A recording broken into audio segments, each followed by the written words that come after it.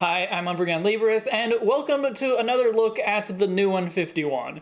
For those of you who are a little bit newer here, the new 151 is a project to redesign all 151 of the original Kanto Pokémon. We try to not just fix the problems that we think the old designs had, but also update the design philosophies a little bit. Sometimes we add a new element or layer to the design to make them more complex, as long as we don't go too far from the original concepts.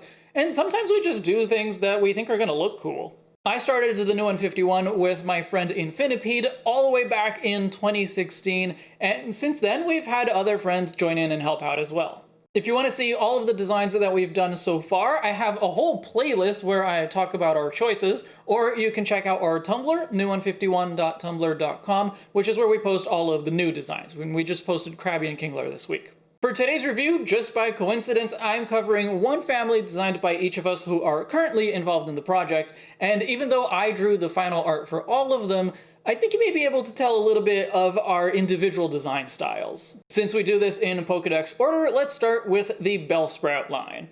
Infinipede took the lead on this one, and we wanted to play up the predatory plant aspect of this family, but also add a little bit more variety to the designs, so we based each one on a different plant. Bellsprout is based on a parasitic kind of plant called a ghost pipe, although we kept some elements of the original just to keep the consistency with the rest of the family. Ghost pipes are very pale, although they have a little bit of pink to them sometimes, and they have this almost scaly look to the petals, and so we put those petals covering Bellsprout's eyes. Weepinbell is more or less its original self. This is the one that stayed based on a classic pitcher plant, but it is way more slobbery, with all that saliva referencing the sticky liquid that pitcher plants use to capture their prey.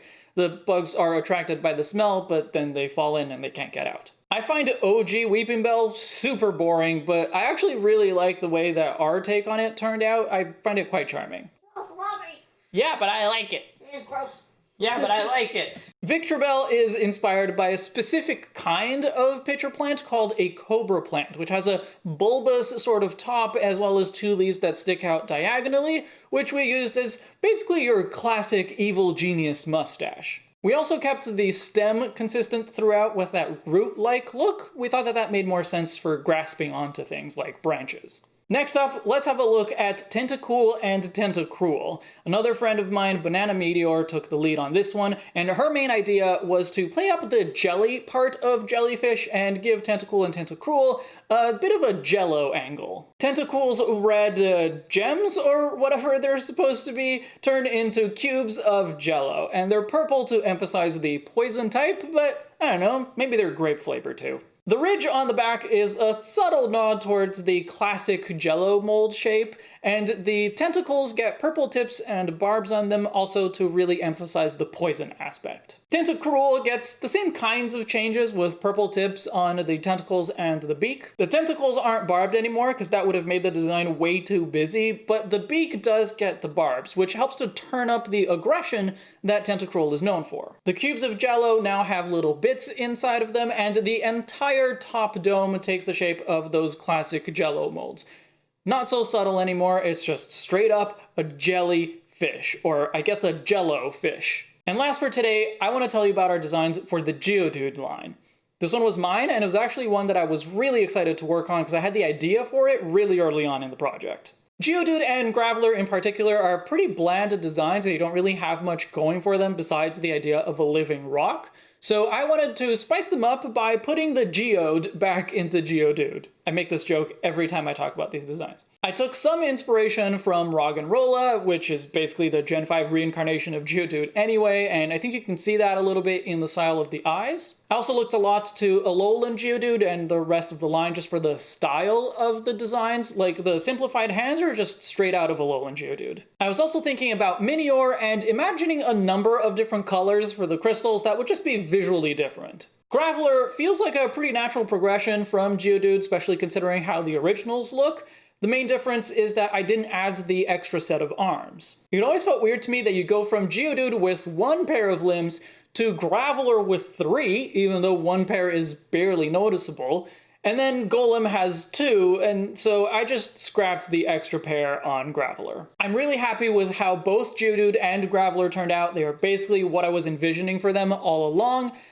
But Golem was a tough one. Golem has always been an anomaly. Whereas Geodude and Graveler are basically just living rocks, Golem takes a completely different approach. It's some kind of turtle monster that lives inside of a boulder shell. There's a huge disconnect in the original designs, and so reconciling them in the redesigns was also really difficult. I know that I tried taking the Butterfree approach and basically just scrapping the original Golem design entirely to come up with something totally new that felt more cohesive with Geodude and Graveler, but I couldn't really get that to work, and so I ended up reverting to the idea of the turtle monster in the shell. And I think that it turned out okay, but to this day, I still wonder if I shouldn't have just kept at it and found another Graveler evolution that doesn't harken back to the original Golem. But that's what I've got for today. I hope that you enjoyed this overview, and you can let me know in the comments what you thought of the designs. If you haven't been keeping up with the new in 51, remember to check out my older videos on it, or just go straight to the source and check out our Tumblr for the latest designs. These days, we're actually doing new designs on stream so that we can get your feedback on them, but also so that we will stick to it and make sure that we put out new designs more regularly. The next stream is on Saturday, October 10th at my usual streaming time of noon Pacific time.